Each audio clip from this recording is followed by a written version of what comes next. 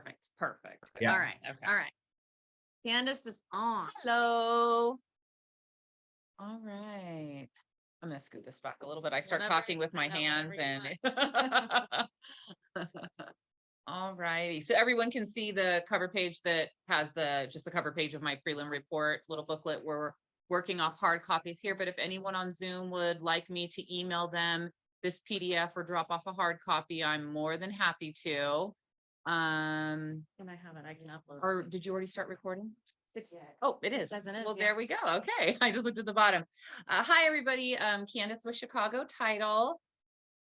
How are you? Perfect. So, so today we're going to be talking about preliminary title reports. So what I first like to always start off by saying and reminding you all about the prelim is that it is not your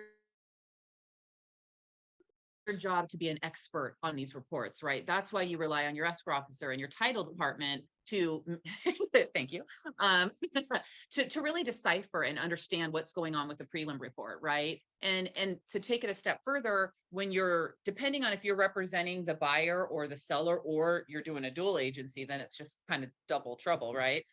You're then the focus of what you're looking at in that report changes, and it does change from seller to buyer. On the buyer, you're really wanting to make sure that the buyer understands everything that is currently on the title report and what is going to stay on that report. Okay, meaning taxes, easements, CCNRs, all that stuff. And we'll go through it in a little bit, but they want to know what they're going to have staying on the property in the future. The seller is really more for accuracy, to make sure that everything that we see on the prelim is as it should be. And we'll talk about some of the things that I'm seeing very common right now show up on prelims, and sellers kind of lose their mind a little bit when they see the report because it's not supposed to be that way. And then we'll kind of talk about how we handle some of those obstacles. But I think that first and foremost with the prelims, while it's not your job to be an expert, it is your job to kind of know when I'm rolling through the report, whether I'm representing seller or buyer, that you're making sure, okay, there's no white flag I need to raise, and talk to escrow and say, hey, do we need to address this? And when there is something that needs to be addressed, doing it right when you get that prelim report, right when your escrow opens. For example, I have, a ton of listing agents that open pre-sales. Great. And then there's a request for a statement of information. We'll talk about that towards the end. And they're like, oh no, we'll just wait. And I'm like, that's the whole point of opening a prelim, right? And a pre-escrow is because if there is anything out there hanging around, you want to deal with it early, identify what the issue is, and work through it. Because Murphy's Law is you'll have it pre-open for 2 or 3 weeks and say, oh, we're going to wait till we get an offer. And then you get an offer and it's a 7-day close. And then it's like, oh, wait, there's something that I have to deal with. And it, doesn't always work in 7 days. So the sooner the better whenever it comes to potential issues on your prelim report. So let's flip over. That's just kind of my little soapbox there. I always say that there'd be no need for title insurance if everyone always told the truth and no one ever made a mistake, right? Mm-hmm. And that's unfortunately not the world that we live in. So that's part of why title insurance exists. And in short, is that you want to make sure that when your client buys this property and when your seller leaves this property, that everything's dealt with, everything's done, and that no one's coming back later and saying, oh, wait, this wasn't done correctly, let's fix this. Or, oh, wait, you missed a seller on this, things like that. And those are kind of more of an extreme example, but it's just, that's one of my favorite analogies. It can actually happen with county as well when easements are incorrect, or which happened to us. Yeah, again, someone to the point of, people don't always tell the truth, and sometimes people make a mistake. Someone transposing one digit and an APN can take you from a Richmond to a Brentwood property, and you're like, wait, what the heck is that? I actually had a prelim that came back with incorrect CCNRs recorded on it, and it was just because when the builder was entitling it, they had a couple of little typos in their APN sequences, and it was attaching CCNRs for a totally different community. So that's something. Who caught that? The buyer. Because, we just see CCNRs. There was no HOA, so there was nothing for us to order. And when the buyer, it was one of those buyers that was actually clicking on everything. They're like, well, this isn't the name of the community. This doesn't feel right. And then they were like, hey, is this right? And I'm like, oh, again, Maybe someone made a mistake and they linked the wrong set of CCNRs. Oh, no, they didn't. There's just the wrong thing recorded on there. So again, it's part of a process of going and getting it released and making sure it doesn't show up on that property. And then we had to pull in the correct CCNRs, right? So again, those are kind of like one-offs, but that's part of why you have title insurance and you have a reputable title company that's searching the title to the property and making sure that everything is as it should be. And going forward, your buyer's okay with everything that they're seeing on the prelim report. Now, how are recons lately? Are they pretty much up to date now? As long as it got recorded. What I'm Lori's, I'm kind of worried about the new program that's out because that's what I'm gonna be on there, and if someone pays it off early, making sure that the reconveyance shows up. yeah, I'm not, more of the issues that I see, what Lori's talking about is a reconveyance. A reconveyance is a document that gets recorded with the county in which the property is located that says this loan was fully satisfied, meaning it's been paid off and it's removed from the title. And you will see sometimes where a reconveyance is missing. Or back in the day, the county used to have this bad habit of like holding reconveyances and manually recording them in these like batches. And so sometimes it would take months for you to see a recon post. With the electronic recording platforms that everyone uses, I'm not really seeing that as an issue. What I see more of an issue is a trustee just forgetting to send it. Right. And that's more problematic than anything. So timing wise, when we're not, because Contra Costa used to live, and all counties did, in this world of manual recordings. And again, if people make mistakes, right? Something didn't make it to the right pile to get recorded and it's stuck in a pile at some, county person's desk, then yeah, you can have definitely delays. Yeah. So I'm on page 2 now. I was just kind of more paraphrasing a little bit on that first page, but another way for you guys to kind of think of a prelim report, and it's how I view it and how in ways we view it as an escrow company, is it's our checklist. Because when we open up an escrow, whether it's a pre-sale or it's a full blown sale and you have a buyer and a ratified contract and all that good stuff, and us looking at that report, it's telling us everything that we need to clear. And that's really important because that creates our checklist and our tasks. Like Tony and Sammy, for example, every escrow officer does it a little differently, how we check in pre's, but Tony and Sammy, for example, in our office, Sammy checks in all of the pre's and she literally marks up show, pay, release, like everything that needs to happen. And then she does a checklist and it goes to Lisa and it's like, okay, taxes are delinquent, order payoff demand, get copy of trust, whatever it is. And it's a very clear checklist. And that's how we work off of to make sure that we're going to be able to clear all the items that need to clear in that process of escrow, because the prelim is our intention to issue a title policy at the close of escrow, right? So it's our preliminary intention to say, hey, we're going to give you an owner's policy at the end of this transaction, and we're going to insure you. So in the meantime, we have to make sure we clear all the necessary items to give you that assurance as a buyer. So the prelim is broken up into 2 kind of sections, I guess you could say, of documents. And so you have 2 sections of documents, excuse me. So I'm not doing It's okay. this. I got it. Thank you. Just keep talking. Thank you. I'm a good assistant. We're a good team. We've been that way for years. So the first part of everything that you're going to see always on a prelim is the exception. So that's everything that stays on title: taxes, easements, CC&Rs, HOA, matters, all of the stuff that is recorded in that beginning section of the prelim. Those are your exceptions. So we call it an exception because it's what your buyer is going to take an exception to in their owner's policy, meaning we can't ever say all the taxes are going to go away. The CC&Rs are not going to go away. They're always going to stay on the property. And another way to think about exceptions is that they are related to the property and not the person. So it's not the owner or a prior owner.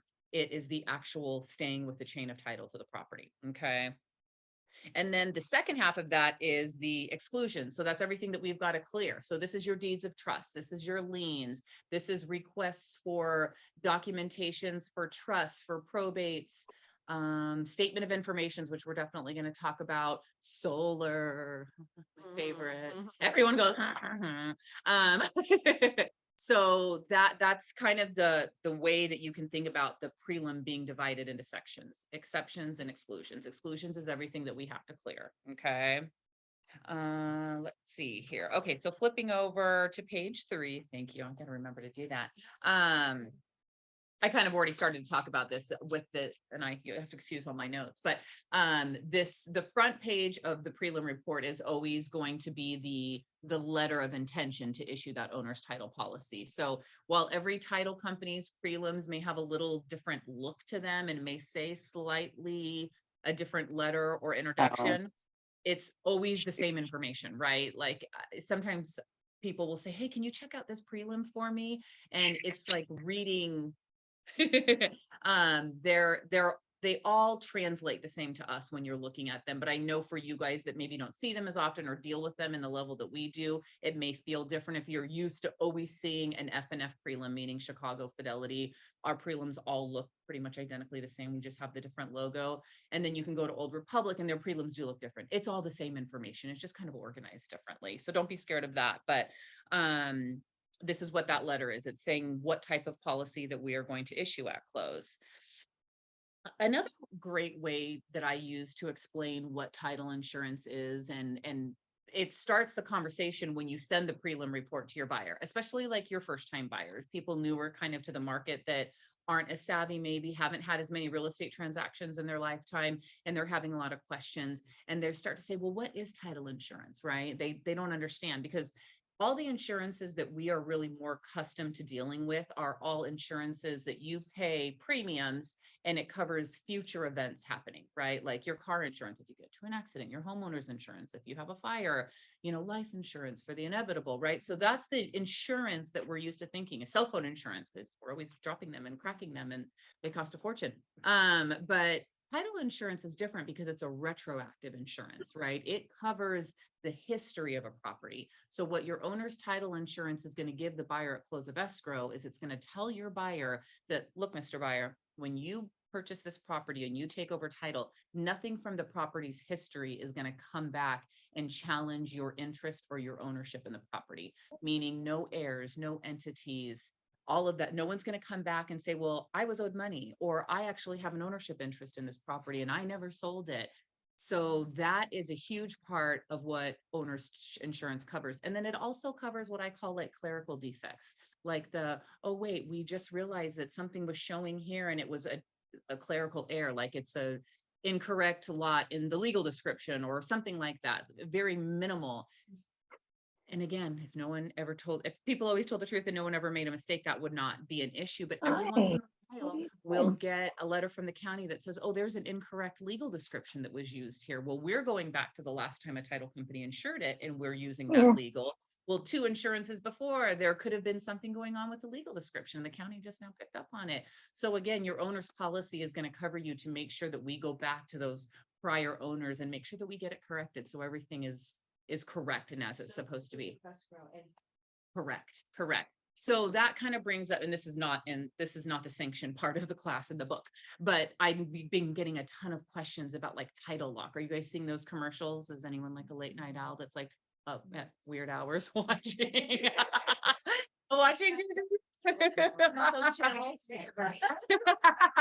Smart. So what title lock is, I do get tons of questions about it because people are like, oh, I don't need that because I have a title insurance policy. Title lock covers from the time, or a product like it covers you from the time you buy a property and forward. So like, let's say that you own a property and you buy it for cash, right? And you have this big, huge investment that you made and you have no loan on it. And then someone tries to go and impersonate you or commit fraud and take out a mortgage on the property or sell it. In California, it's really, really hard to do those things. And that's why I kind of always explain to people, I actually do know someone personally who had several properties in Florida that someone impersonated him and took 8 of them. And he had to spend a significant amount of money to get them back. And then he sold them all and said, I will never buy in Florida again. So not all states are created equal in terms of how their public records operate and how they police them and how they record things. In California, we record things in real time. Once you record, and when I say real time, meaning if I record something today, someone's able to see it in like 3 to 5 business days for Contra Costa County. A place like Florida, they come in and take the recording and then it can take 30 to 60 days for it to actually post. And in that time, someone can be off with your money and your properties, right? So again, those are few and far. between examples, you don't hear as much of fraud happening in California. I think the biggest thing that we're up against is like senior fraud, people taking elder abuse, people taking advantage of other people in their family, which is really sad. And it's because they have the ability to do it because they are close to them. So family fraud and stranger fraud are really two different animals.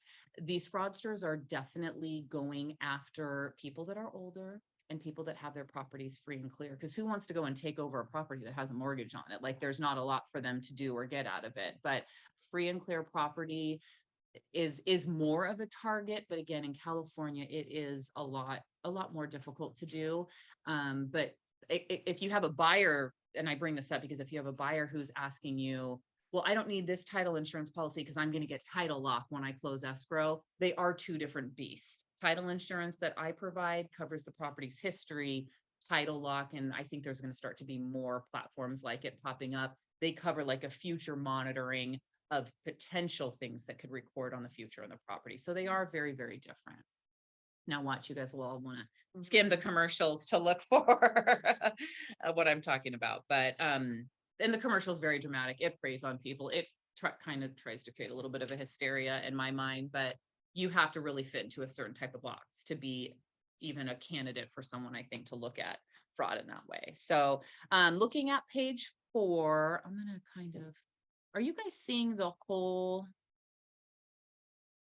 Is that a little bit better for your view to be able to see more on this at home, guys, on the Zoom? Oh, I was actually trying to make it a little bit smaller. Oh. That way I can just fit it all on one page. Perfect. There we go. Okay, cool. Okay, so this is your front page of your prelim report on page 4 here.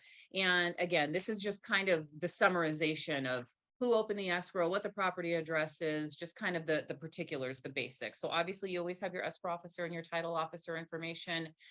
I always say your whole goal in real estate is to never have to talk to a title officer. Because if you are having to, be in a conference call or some kind of meeting with the title officer, it means you have a giant problem on your file and there's issues with that property and us being able to insure it. So you're pretty much 99.9% of the time always dealing with your escrow officer, and know that we on the back end are working very closely with our title officer for any issues that arise on the prelim that we need to figure out how to clear. I mean, as long as I've been doing this and I can, again, 99% of the time go through these pre's and be like, got to do this, this, and this. Every once in a while, I'll get an exception. I'm like, not seen that one before. Okay, well, let's figure out what we need to do to clear it. So when you have those one-off situations, I will say that out here, those types of issues on pre's are usually coming with like vacant land transactions, some kind of commercial, not your standard cookie cutter single family residence property. So so our title officer is named Michelle Fisher. She is a wonderful gal. We love her. We work super closely with her, and she is a wealth of information and does a great job. So you see her name on stuff, but stay off her radar. You don't need to talk to her. Yeah, and they won't like, and she won't like it if you call her. She's actually really good. She's a friendly one. She lets me text her, and like we have a really nice rapport with her. She's great. She will definitely talk to clients. But it's just usually we're kind of the first line of defense. But to Lori's point, there are some title officers out there that are super crotchety, and I'm trying to stay off their radar too. So again, verifying the property address is correct. Again, if we transpose a number, every once in a while you'll see like street, court, just make sure your property address is right. If there is a, like, let's say, for example, I have drive on my prelim, but you were listing it as street, know that the title companies are always going to follow what is in tax records. Okay. So if you see street on the street sign, but we're calling it drive, we are going to call it drive the whole time because we're going to follow the county records. For the tax roll, even though the plat map might be something different. We're always going to follow the tax roll. Yeah. Because again, on the plat maps, if they thought that they were going to call it a street, but changed it to drive, we'll always go with the tax roll. Yeah. And then this one that we're looking at is actually a refi pre, correct? Nope. Sure, because we're keeping the deed of trust in. No. I'm just showing you the pre. So that's what talking about what to clear. No, it's not a refi. It's a sale pre. Yeah. So number 3 for the effective date. Again, this sample is a little bit older, but sometimes people will come to me and be like, well, I opened the escrow on April 1st and your effective date is March 15th. Why is that? there's always a little bit of a lag time behind our effective date and behind real time. So that's not anything to be alarmed by. It's just what is the date that the county has all of the records online in image that we were able to do a not have to do a manual search.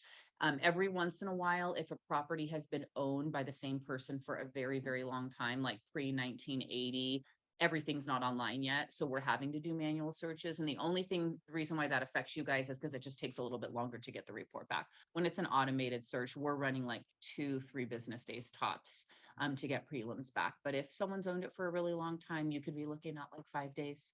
That's kind of the worst case. So don't be alarmed if that's a little bit behind real time. Underneath that, it's letting you know what types of policies are being issued. So in this one, we have an Alta and Alta homeowners and an Alta loan policy. So this just means that the transaction that was open has a owner's policy and a lender's policy. If you have an all cash transaction, you're not going to see that Alta loan policy there. There's no lender to insure. So we're just only doing the owner's policy. When would you do a CLTA versus an ALTA? If the property is bank owned, if it has a meets and bounds description, if it is, if we're doing a binder on an investor flip, if it's vacant land, I think over 5 acres now, they'll automatically flip to a CLTA. Sometimes they'll automatically put it as a CLTA thinking that there's not a single family on it. And then I can go back like, oh, wait, hold on. You guys are just not seeing everything. There is a single family. And then I flip it back to Alta. So let's do this. So, just so they know. Mhm. So which one is less expensive? The CLTA. And it's not a huge difference in price. It's just 10% less your base rate. So like if your CLTA was $1,000 for the policy, the Alta is 1,100. So there's not a huge cost saving there. So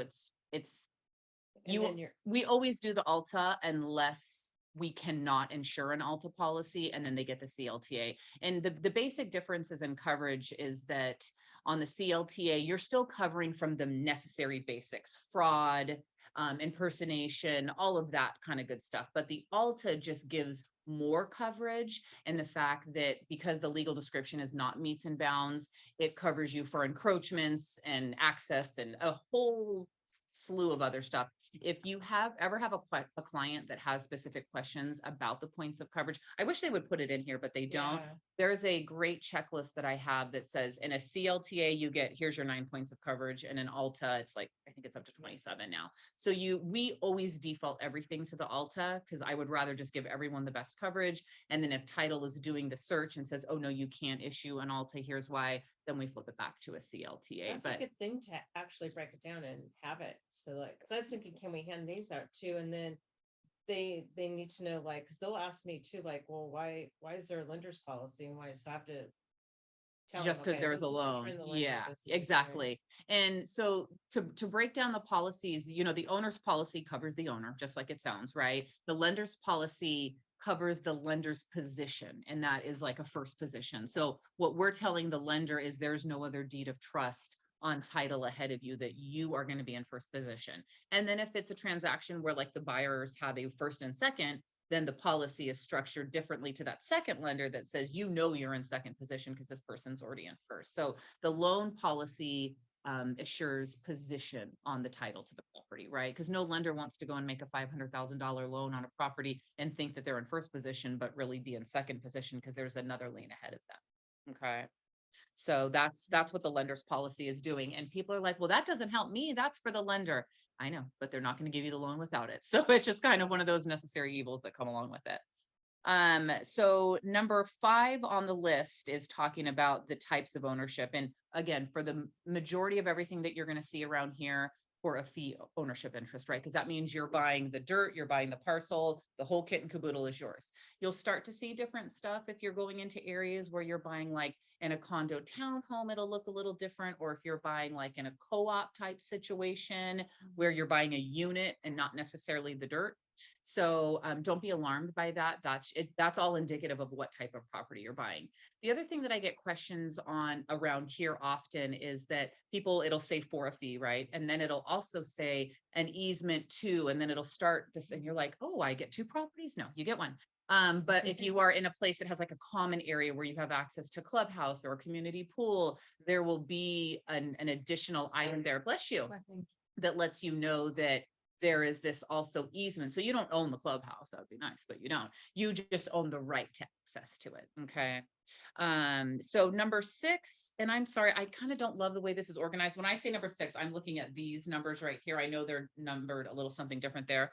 Number 6 is showing you who the vested owner is. And before we started recording, guys, Misty was having a conversation about divorces, and we see them often. And one of the hurdles that we have for sellers is that you'll have a couple that went through a divorce, and let's say Mr. bought the property in the divorce, and the divorce is final and it's closed and it's clear in the divorce decree that the husband was to retain the property, and the wife is still on title and he's pissed. And that is most likely because the divorce attorney didn't see that last step through of actually removing the wife from title. Now, the divorce order will help him in the fact that if she refuses to sign an interspousal or a grant deed to take herself off title, he can go back to the courts and get her signed off because he was already awarded the property. But again, that takes time. You have to get your attorney involved. You have to get a court date. And to my point, if you opened a pre-sale and you didn't really look at it or do anything with it, and now you have a 7-day all cash close. And I'm harping on that because I have that happen on one of Jake's files. He had a pre-sale open for months, and all of a sudden it's like, I told you there was this stuff to do, and now you have an escrow that wants to close in 7 days. So those are things that you would want to take care ahead of time. If it were me in that scenario where you have a spouse that was supposed to be deeded off and wasn't, and now no one can talk to her, no one can find her, she's got a new man, she's, off into the next phase of her life, I wouldn't put it on the market yet, just because you don't know how long it's going to take to get this resolved. Because ultimately, anyone that you see as a vested owner on title needs to be removed from title if they're not a part of the transaction, or needs to sign off in my escrow. And if you can't find that person, or they're not willing to participate, you definitely do have a little bit of an issue in closing. So it's just, if you're taking a pre-sale, if it's your listing, always double check that. Make sure that the right names that are vested on the prelim are the people that are signing your listing agreement, your contracts, and all that good stuff. Name changes. If you have a woman and it's Joan Smith, and sorry, Joan Smith, and now she's Joan Carter. If she got married, maybe she got divorced. As women, sometimes our last names can change. Just let us know. It's a very easy fix to do a who acquired title as. But again, we just need to know so we can draw the documents right. So when we go to do the signing, everything's correct. We don't have an issue. So that's an easy thing to work through. Yeah, Karina. Back to the homeowner's policy and the lender policy. Is this, just looking at the years next to these, is this what the previous seller? No. Years they had purchased them? No, that's a great question, actually. The CLTA Altas, they only this is at this time, that was the most recent version of the policy. They don't change the policies often. Now there is a 2019 policy. So that's a great question. It doesn't have to do with when the current owner acquired the property. It's just that at that time, that was the year of the type of the Alta or the homeowner. So they just don't change very often. So if the previous seller paid cash, you're still going to see this because this is what's intended for the next one. Correct. Yes, absolutely. It just would be that if that owner bought it for cash and never had a lender's policy, that wouldn't be anywhere in here. This is only for the effect of your buyer are insured in the current transaction. So I know you have to get the lender policy, but people can opt to skip the other. Yes. If people, that's a great question. If people want to opt out of the owner's policy as a buyer, that is something that you can do. You've actually always been able to do it. Miss Sarah, are you laughing? Oh, you know what? Yeah. She ended up not doing it. And that's fine, but every once in a while people do omit and they opt out. So that's a great question. They don't want to pay for it. They don't want to pay for it.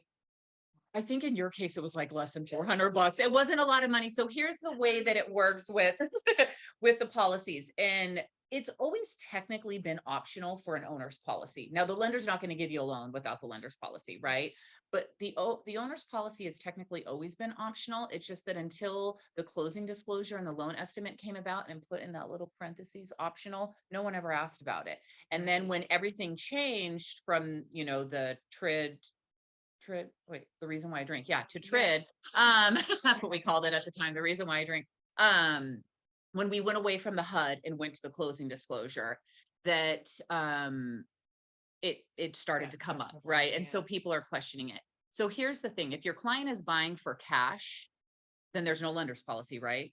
I can't insure it if I don't at least issue one policy. I'm not an escrow only company, right? So when someone says, I'm going to buy this $1 million property for cash and, oh, I want to omit the owner's coverage, I just want an escrow, we wouldn't be able to do that. You would have to go to like an escrow only company like Green Escrow in San Ramon. They do escrow only transactions. Keep in mind their escrow fees tend to be about like double what our fees are. So you could almost buy the owner's policy for what you're paying in the increased escrow fee. And think about it.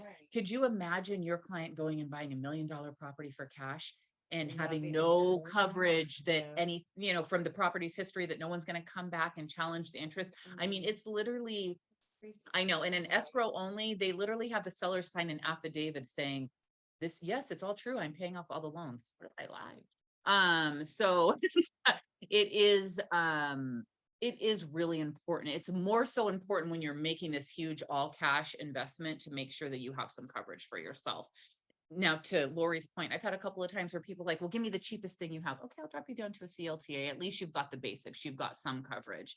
But could you imagine going and buying a property for cash and never even looking at a prelim on it to see what's on there? I mean, it's a And- crazy concept, but believe me, there are people out there that will do it.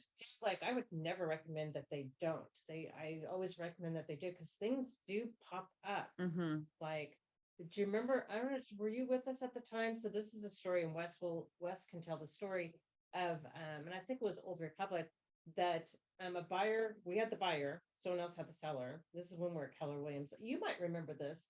So there was an easement that the city had put it on, but title missed it. So Was this that is in where Oakley?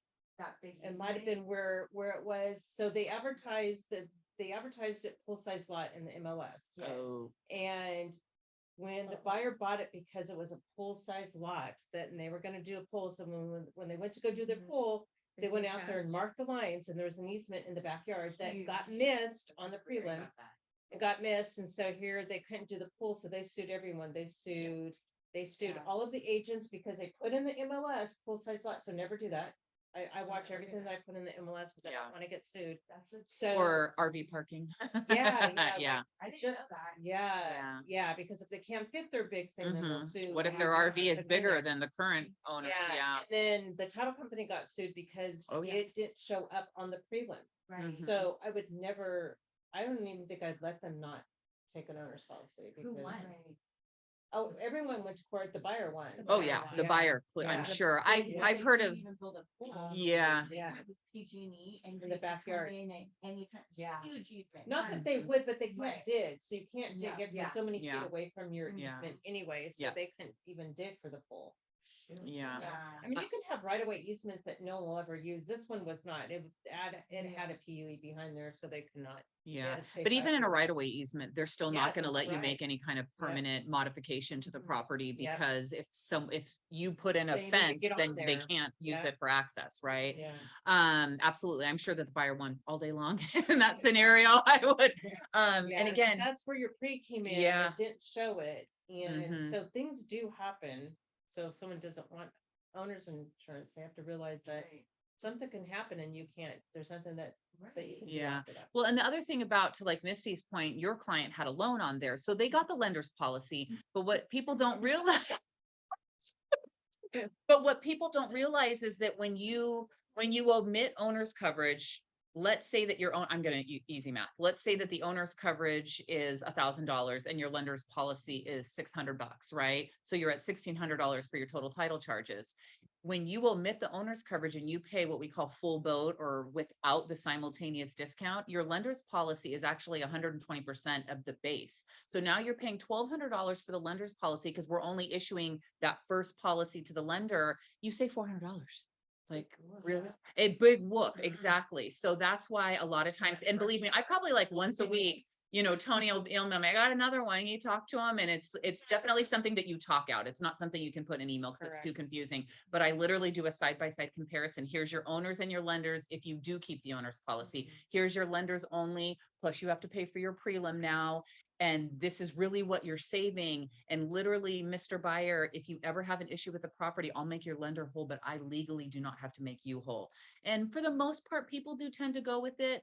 I've seen that the ones that feel like the monetary savings is big is, and I actually had one of these recently, they were buying a $1.2 million house and they were literally getting a little $200,000 loan because they just didn't have all the cash. So when you have a big swing between your sales price and your loan amount, it did save them $1,000 to omit the owner's coverage. And they did that, and that was fine. You know what I mean? I'm not trying to force someone to buy something that they don't want to have. That's not what we're all about.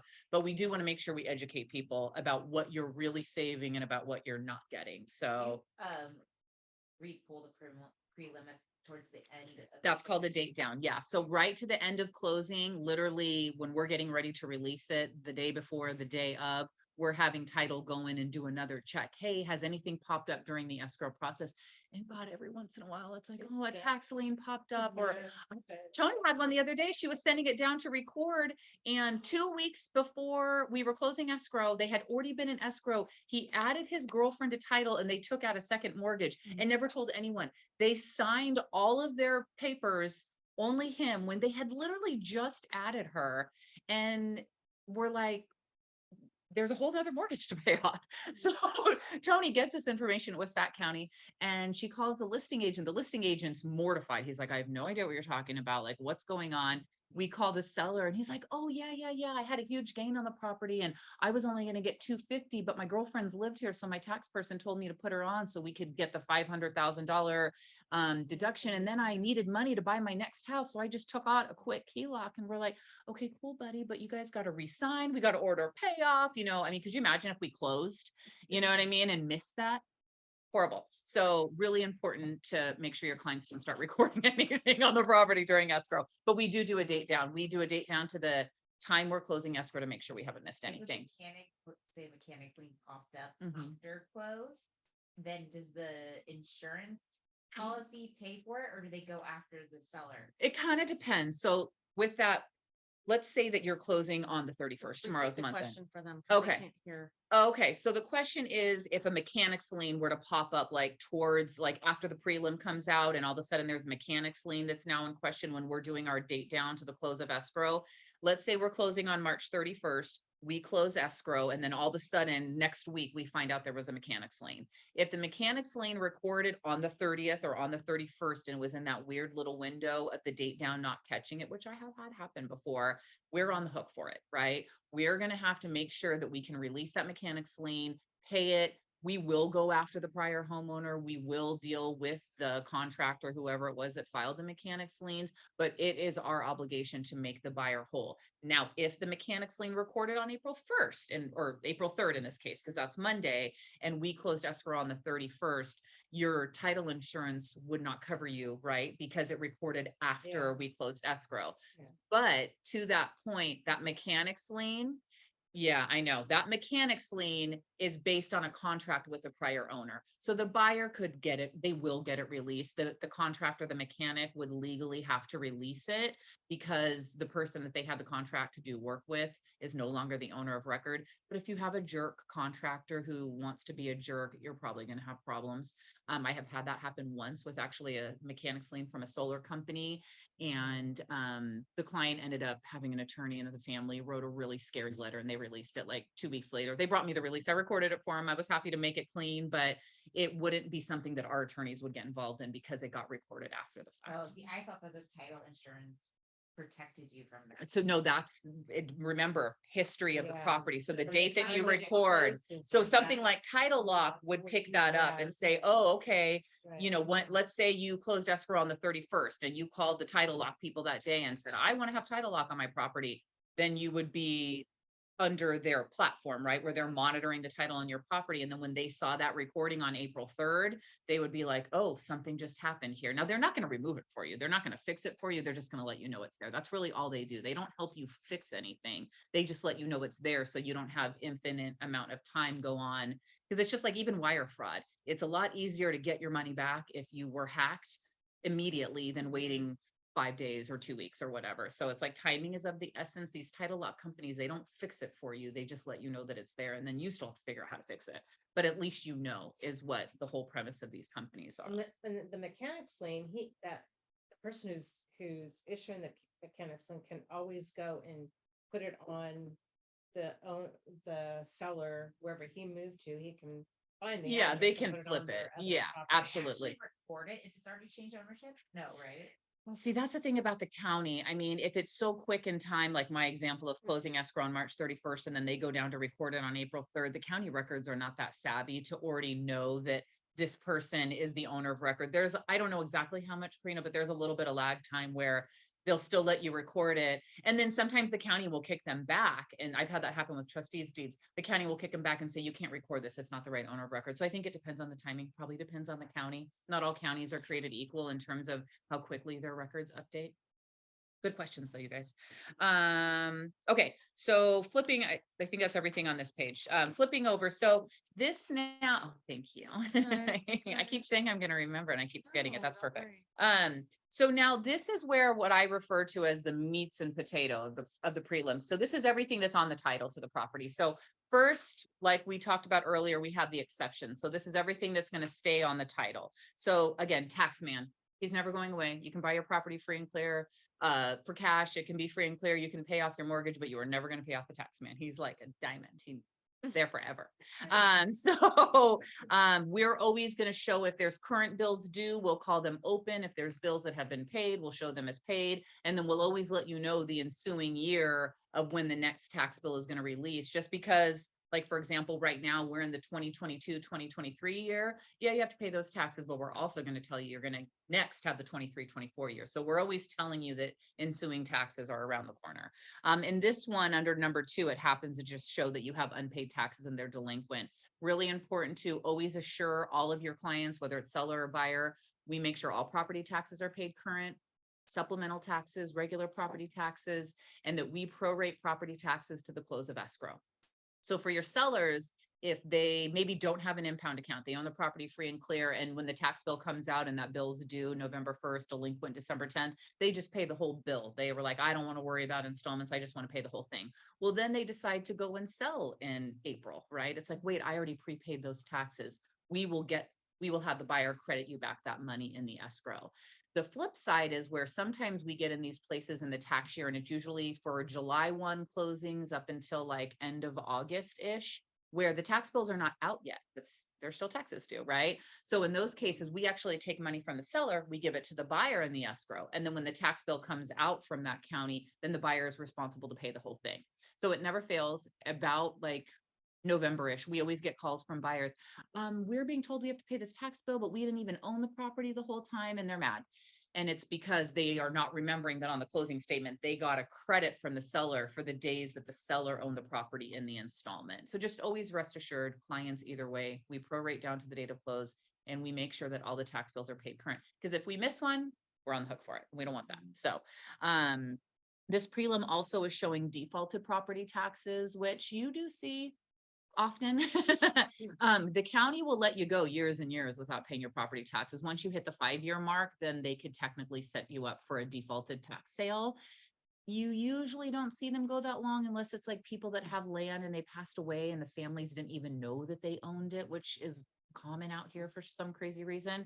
But again, whenever we see defaulted taxes, we're calling the county, we're double, triple checking to make sure that we're paying everything fully, so we know that those taxes are taken care of.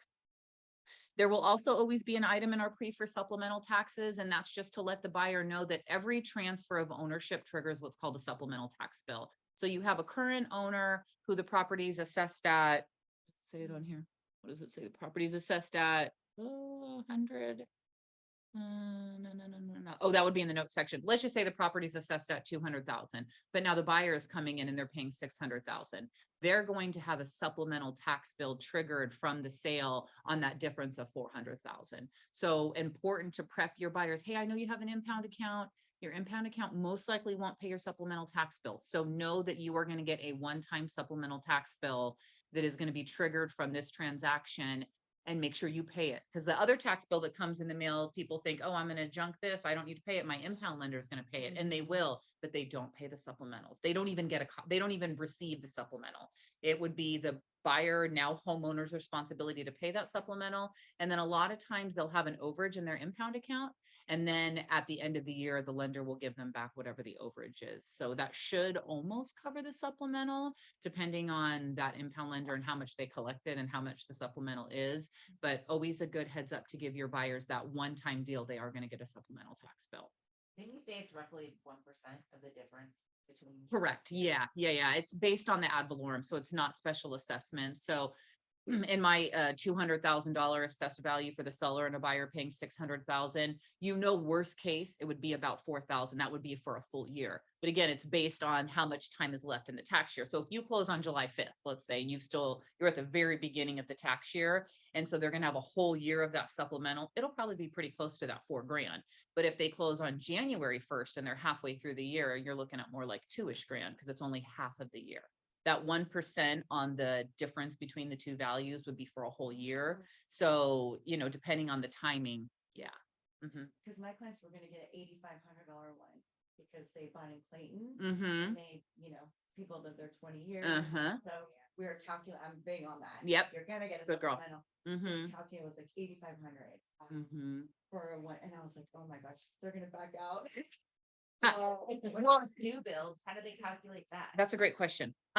New builds, when you first have a tax bill, the only thing that you can pay taxes are on the dirt. So the land, which is not a lot. And then all of a sudden, once the notice of completion is recorded, which lets the county know, okay, now there's a single family home here. And now these people have bought it brand new from the builder. Now here, if let's say your land value, like easy numbers, your land value is 100,000, you just paid 800 for new construction, you're going to get a supplemental bill based on 700,000. Yeah, it's usually big. Yeah, Yeah. the new construction ones are Yeah. kind of a bear. So Yeah, you got Build shocker. and on the land. correct. Right, Absolutely. Yeah. So, but the other thing to keep in mind is that if you bought new construction or you were buying a property that had a super low tax base, you paid very minimal taxes in that escrow to prorate. So you're just adding up. You always know that your lender is calculating most of the time 1.25% of the purchase price. So you have an idea of what the taxes are going to be. The only time it really, I think, surprises people is when you have an exorbitant amount of special assessments, right? And there are properties out here in East County that have that. So it is something to be mindful of. Like, for example, that parlays me into number 5, talking about a Melrose tax. The cities and the municipalities and the builders, they're kind of getting away from calling it Melrose because they just want to put lipstick on a pig and call it something different. So I just call them special assessments. Melrose falls into that, streeting and lighting, parks, all that stuff.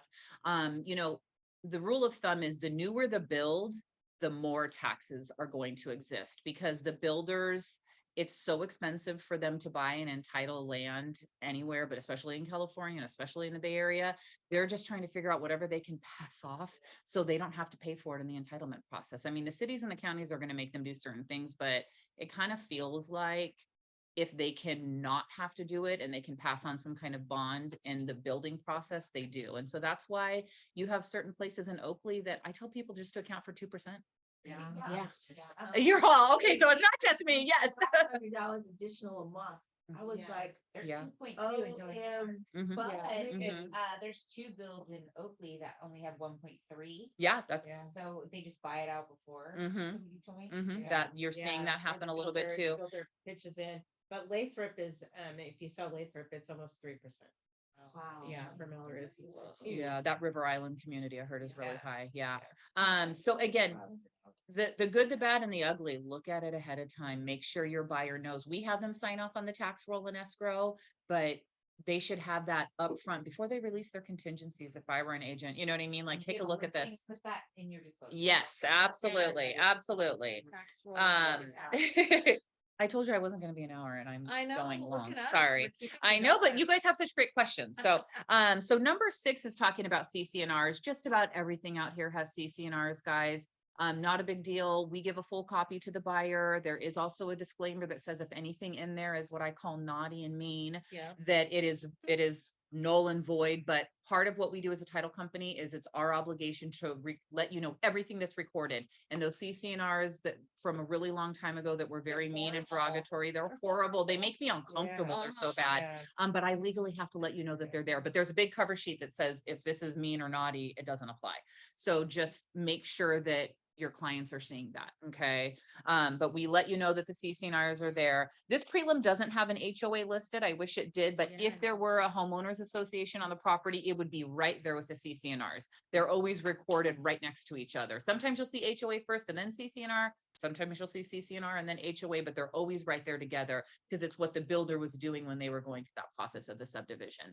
So with the homeowners association, obviously, if you're representing the buyer, hopefully it was disclosed to your buyer properly. There is an HOA and how much the monthly fee is and all that good stuff. But what this lets you know as a listing agent is that the escrow company is going to be reaching out to you to say, hey, your seller needs to go and order that upfront package. And what we do in my office, I can't speak for all companies, but what we do in my office, Lisa or Christina would reach out to the seller, reach out to the agent first. Hey, we got to get HOA ordered. How do you want to do it? Do you want me to tee up a link and you can email it to your client? They can go online, pay their credit card. Or would you like me to call your client? I can have it all ready to place the order. And then they just read me their credit card number over the phone. Lisa never writes them down. She doesn't want to be responsible for it. She literally talks to your seller on the phone and you can hear her going, and then she does all the information she needs. She hits submit. And as long as it says your payment's been processed, then we get off the phone. So we never even write it down.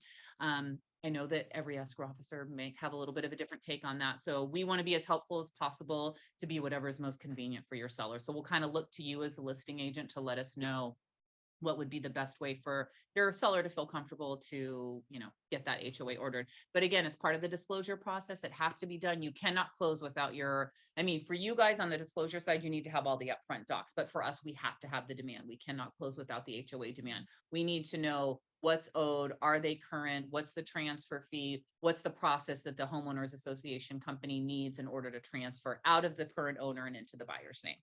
Okay. Okay, so flipping over to page 6. So we're still on the exception. So this is easements. I know we've talked a little bit about them throughout. What would I do without you? It's okay. So with the easements, again, I feel like, to me, one of the scariest things that buyers see are easements on a prelim. And if you have a prelim that has multiple easements, they can freak out. They can lose their mind. I always try to assure people, like, hold on a second, like, let's see what types of easements they are. The majority of everything runs along the property lines. You'll see along the front property line, along the fence, along the back. It's a one-off to have a PG&E easement running through the back 10 feet of your property, but they do happen, right?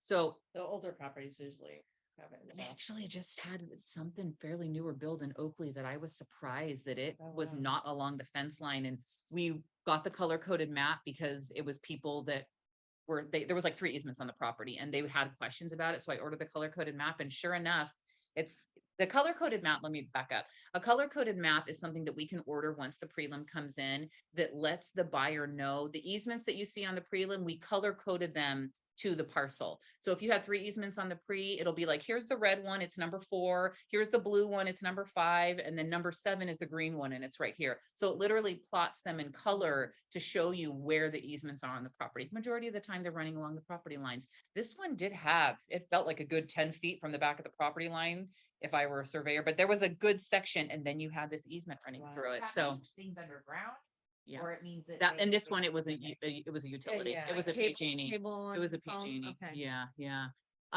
So again, few and far between, but I bring this point up with the easements. You guys, if you're representing the buyer, as a seller, you don't care. You're leaving the property. You don't care about easements. But for a buyer, especially if you know they're going to make some kind of change or modification to the property, easements are a big deal. Like, even this is more so if like someone's buying like a small 1, 5, 10 acre parcel and it has a house on it, and you know that they want to build an ADU or they want to permanently create this gorgeous entry fence driveway.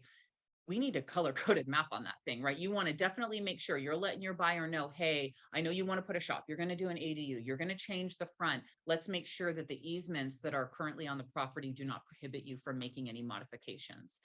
So when you know what your buyer's intention is with the property, if you know they're going to be adding an ADU, if they're going to be putting in a pool, definitely get a color coded map. Even if it's just one easement, where is that easement at, right? So that's really important. We can turn those around to you in a couple of days. We just have to have the prelim back because the mapping department has to see the pre to know everything that's recorded as far as the easement. So, okay. This one has 2 easements, no big deal. Okay, so 7 and 8 are both easements, so that's why we do the color coded map. So number 9 is now referencing a deed of trust. So this is the start of the exclusions. In this prelim on this checklist, everything past number 9 are items that we need to clear. So in this case, there's a mortgage. We need to, pay off that mortgage, right? So we're going to be reaching out to your seller and saying, hey, who do you make your payment to? What's your loan amount? The majority of companies will take a DocuSign for a borrower's authorization. Some of them, Lisa calls in, she punches it in on the phone, and I swear by the time she hangs up, the fax machine is going. Yes, they do fax you back payoff still. So people are like, what is this thing that you have back here? It's like, it's a fax machine. So where things get a little tricky with deeds of trust is if we were talking about this earlier, is if a lender did not record a reconveyance. So your seller looks at the prelim and they're like, what are you talking about? I only have one mortgage. What do you mean there's 2 deeds of trust on the property? Okay, that's something that we need to figure out. Majority of the time, it's just that the lender, the old lender who got paid off, like in a refinance or whatever, they didn't record the reconveyance. So we have to track down that lender. We have to get them to do a release and a reconveyance. That is problematic when you have a lender from 2006 that is no longer in business and they went under, and then their notes flipped and changed hands 6 or 7 times, which happens sometimes. So again, really important that when you have the seller, you're looking at this pre and saying, okay, my seller told me there was 1 mortgage, but I see 2 on here. Hold on, this is an issue. Because what can happen, and I've seen it and it's unfortunate and people get pissed, is that you open up escrow, you get your prelim. It takes, let's say, 2 or 3 days, right? We reach out to the seller. Hey, I need to get payoff information. They take a day to get back to us. They get back to us with only payoff information for 1 loan. Oh, wait, there's 2 loans. Then we go back to them. You see where I'm going with this? You've lost a week now, and you have a 4-week, 30-day escrow, and you've already lost a week just really determining that there is an extra deed of trust on here. And a lot of times what happens is when we look at it, if there's a first and a second, let's say our sales price is 600,000, I see a deed of trust for 300,000, I see one for 150. That's not abnormal to me, right? So I'm just thinking that they've got a first and a second. I'm not alarmed by that. When we see like 2, like you have 1 deed of trust for 450 and another one for 500, we'll be like, oh, that's kind of weird. We will kind of ask the question. But again, you're having that more constant interaction with the client. So if you see something that doesn't feel right, double check with the client. How many loans do you have open? Double check with your escrow officer and making sure that all jives. Another thing that is very common is that people did a bankruptcy back in the day when things were rough, and they got their second absolved from their credit, but it does not reconvey from the title. So now the world is better and the values are up, and sellers are like, I weathered the storm. I survived, 2011, and now I want to go and sell my property, and I'm moving on to the next step of my life. And there's this old second that they thought was in the wind and an old BK that they did. And here I am bringing up old stuff and saying, hey, we need to deal with this. And the unfortunate part about those BKs, unless you can get a bankruptcy, excuse me, unless you can get a letter to avoid lien, which is very, very difficult to do. I very rarely see people do it. That second, they're sharks. They're going to come back and say, oh, well, we'll settle for this much with you, because whoever that second was that got wiped out from the credit part of the borrower in the bankruptcy, they know that they still had a monetary value in that note. So they're off selling them to collection companies, only God knows who, and for pennies on the dollar. But if you had an old $200,000 credit line, and you're not having late payments and all of that kind of stuff because the bankruptcy absolved you from it, but you need to get them to give you a reconveyance. And that's when it kind of becomes like extortion a little bit. And I've seen it happen. So again, and it takes time to figure all that and work it all out. So that is definitely a benefit to the pre-sale function, is getting your prelim even before you hit the market and making sure who's on title, how much they owe, all of that stuff is in line with what the seller is saying, especially anytime you hear things like divorce, bankruptcy. That maybe you were looking at a chain of title and you saw a notice of default in the past, things like that. Those are kind of like little triggers to say, I better pre-open this and I want to get my prelim checked out. But the issue with the payoffs is a big deal. We see it more in the last few years and really before ever, because when you had so many people that weathered that bad economy and did hang on to their properties, and now they're, walking off into the sunset, then they have these issues that come back up. It's frustrating. So be mindful of that. Number 10 and 11 are talking about solar. I know when I said solar earlier, everyone went, We do the same thing sometimes. Not all solar companies are created equal. Some of them like are great. Tesla, Sunrun, it's all automated as long as everyone does what they're supposed to do. Meaning, oh, they're easy for us to navigate with. Sun Power and Spruce are at the top of Lisa's target list of companies that she wants to go away. Mosaic is a little different, but at least they have a streamlined process. Yeah. The biggest thing I can say about solar guys is don't try to buck the system, just work within the system because they are very, very particular about what they want and how they want it. Most likely they are not going to deal with you and I. They want to talk directly to seller and they want to talk directly to buyer. Okay. First contact and it's so irritating. It is. It You're like, absolutely. to talk to, I know who to talk to, but I Mhm. need to know what you need first. Exactly. Yeah. Yeah. Help me get my ducks in a row. Yeah, no, that is Yeah. very frustrating, but I think that the biggest thing that we have an issue with is that it's either one of two things. The seller doesn't call and properly initiate the transfer, meaning give the buyer's name and all their contact information, or the buyer doesn't call in and do the credit check or whatever it is their next step is. So again, if everyone does what they're supposed to do and they call in and they do their DocuSigns and they do their part, it will be okay.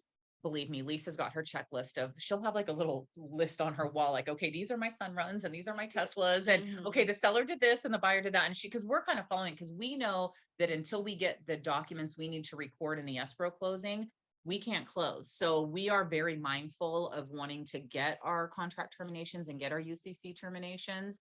On this one, just because people sometimes do ask the difference between the two, you always have a contract on solar. Even if you pay it off and you're not like its own solar, you still have a contract. So there's still a contract to terminate for the owner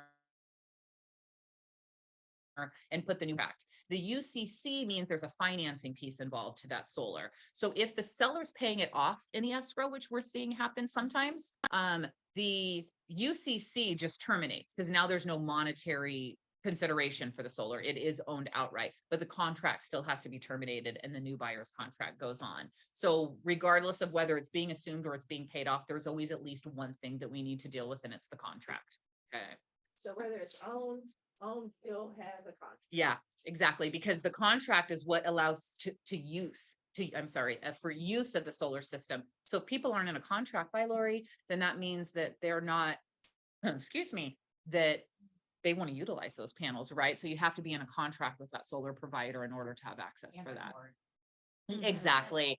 Yeah, yes, yeah, absolutely. So again, that's part of us issuing clear title to the buyer. Sometimes people are like, oh, just close, we don't care. No, how it works, right? What if it never terminated? What if this solar never did what they were supposed to do? And now you own a property, Mr. Buyer, with old stuff from a seller. We don't want that. You don't want that. I promise you, you don't know it yet, but you don't want that. So we definitely need to make sure we get all the right terminations. Okay. Question. Yeah. What's the quickest turnaround time you've seen for transferring solar to a buyer? I mean, You know. if the seller does it right and calls and starts that transfer process and gives all the right information, I've seen Tesla do them in like less than 2 weeks, like 10 days. I mean, they don't have weekends there. Tesla's, yeah. Tesla's really quick. Okay. Almost every solar company I have found, I bring Lisa one of these classes one time because I swear I get the most questions about solar and she is my expert. But almost every solar company will say from the time everyone has done DocuSign their contracts, it's 3 to 5 days for them to notarize the terminations and send them to title. They'll ask us for a FedEx. So we know that they're coming. They'll a lot of times give us a copy of it, but we need to have something. We need to know that they've done it. So, but like I know Spruce, we have 2 with Spruce right now. And I think one of them is going to delay close because they have been so horrible. There was an upfront fee that you had to PayPal. I mean, it was ridiculous. Yeah, it was ridiculous. Some of them are, Mosaic is actually, I've seen a couple of upfront fees on Mosaics lately too. So that's something to be mindful of. Your seller's going to have to pay that upfront. And Mosaic just had a buyer transfer like $200 too on one that we closed. So again, Are they just charging those fees in case it doesn't close? they could be, they have to pay these bodies to work in their customer service and their call centers and whatnot. And they're probably Smack a just fee on it. smack a fee on it. What's $400 or $500? You know what I mean? it gets annoying though, because then you've got solar, you've got HOA, before you know it, you're paying $1,000 in transfer fees. So again, like your Sunrun, your Teslas, they're not charging fees. I've seen them on Mosaic and Spruce, actually, and SunPower too. Are those fees paid through escrow? Yes, well, no, the upfront fee, the seller has Oh, to do like how they would do an HOA, but any Okay. transfer fee we pay in escrow. Okay.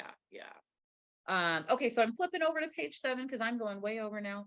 The back part here on number 12 and 13. Oh, you already did it, Suzanne. So good. It's talking about trust vesting. A lot of times when people see a property is held in a trust, as a listing agent, you're automatically like, I need a copy of your trust. Don't put yourself through all that. Don't put your seller through all of that. We only need a full copy of the trust if someone has passed away. If you have John and Joan Smith and they are trustees of the Smith Family Trust and they are both alive and well and they're participating in the sale, we have them do a trust cert. Their trust is their business. I don't need it. What my mentality is, we're not going to go and need to gather things from people that someone doesn't need to see, right? I know some title companies do require a copy of the trust all the time. F&F does not. So only if someone has passed away is when we require a copy of the trust. Okay. You have a question? Yes, because when there's an entity, you need the representative capacity, That's there's your, right? yep, But they're then how going- do we know who the person signing that is the so, bona fide person but that's so that's my point is that within like the trust that is John the, Smith and Joan Smith, they're trustees of the Smith Family Trust. You know Sure, that but just from the sometime- title. Sure, but sometimes it's not that easy. Sometimes the It sh- title is not It just, should. and there's like 4 or 5 people within the trust. Okay, and I that's was like because when thinking, you have successor trustees, that means Sure. someone's passed, and then we do need a copy of the Okay, trust. got it. So yeah, That's- anytime anyone has passed or you see successor, that means someone has passed. That's when we're going to be asking for Okay. full copies of the trust. So I see what you're saying, Suzanne. Like I said, when your trustees are alive and well and participating in the transaction, we do not need the trust. But if we're seeing the word successor trustee, or we know someone has passed, please tell your escrow officer. You know, like you have husband and wife on title as trustees or even just as joint tenants, right?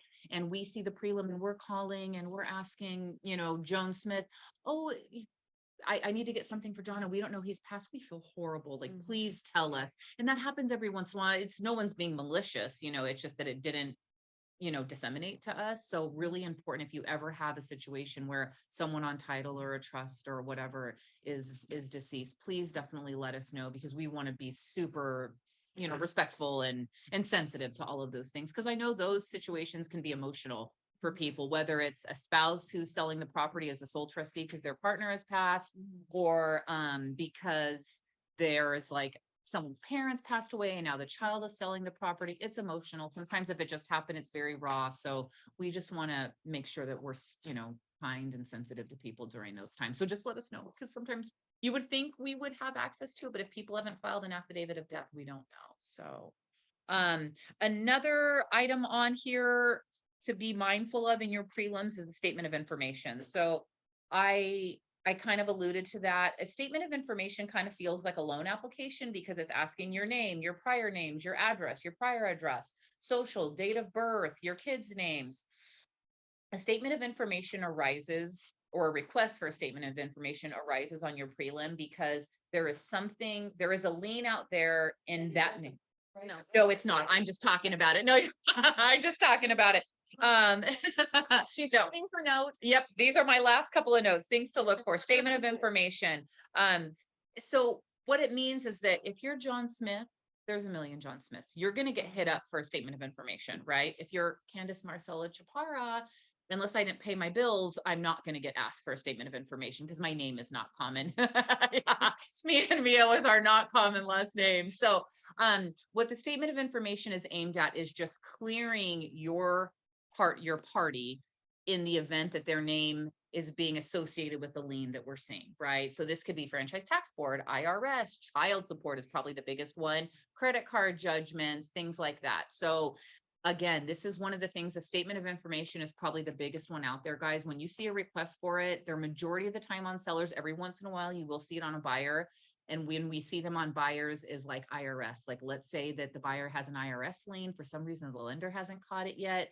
Those are really funky because the IRS would take position over the deed of trust, and I can't insure a lender in first position if there's an IRS lien. So majority of the time that it's on your sellers. So we just need to say, hey, Mr. Seller, the main things we need are like last 4 of the social and the date of birth, and we can clear almost anything on an SI. And then every once in a while it can come back that it is our party, like, oh, there's this credit card judgment, and either people, they say they didn't know, but they forgot. They knew. So again, that's part of us issuing clear title to the buyer, is that no liens, judgments, or anything like that from the seller's side is going to come back and attach to the property and affect the buyer's interest. So we have to make sure that we're paying all of those debts on behalf of the seller. So really important to take care of those statement of informations. Very common also too for junior and senior. You'll see things get hit up that way. So deal with it. Just don't wait until they come in for their signing to do it. That's bad. Okay. So we talked about his title insurance optional. That was my only other note that we have here. The back pages 8 and 9 are what we call the notes section. Oh, it does have the SI on here. If you look at page 9, it does say that there was a requirement for the SI. I thought it was on here. It's got to go back a couple of pages. So that's just letting us know that we're going to have a statement of information. So the majority of the notes section though is really aimed at the lender. It's the pieces that the lender needs to know about the property. So you guys don't have to be as concerned with it. The statement of information, my county does not put in the notes section. We actually put as an item now. So it's a little more clear, but again, not your job to be the expert on the prelim, but if you see statement of information and it's for your client, that's going to be something that escrow is going to be hitting you guys up for. So important to be on top of that. Page 10 is talking about the assessor's map. I know we already talked about the color coded map. So the color coded map is different than this. This is your assessor's map of how the county calls the map for that parcel map book. The color coded map would enlarge your parcel super big, and then it would color code the different easements and plot them on the map for you. So that would be something in addition to what's in the assessor's map. Okay. I went over. I'm sorry. You guys had great questions. We've done it together now that I think about it, Mia. I like it. I'm gonna do about 3 different videos you'll see. Okay. If you want me to mention your name? You totally can. If yeah, Okay. absolutely. You're gonna do a couple Definitely little tidbits. supplemental. I'm gonna do the other tax or the title lock, so that they understand what that is. So I see about 3 I know, in she's- here already, but I want to make sure. Yeah. Oh no, I totally am totally cool with it. Yeah.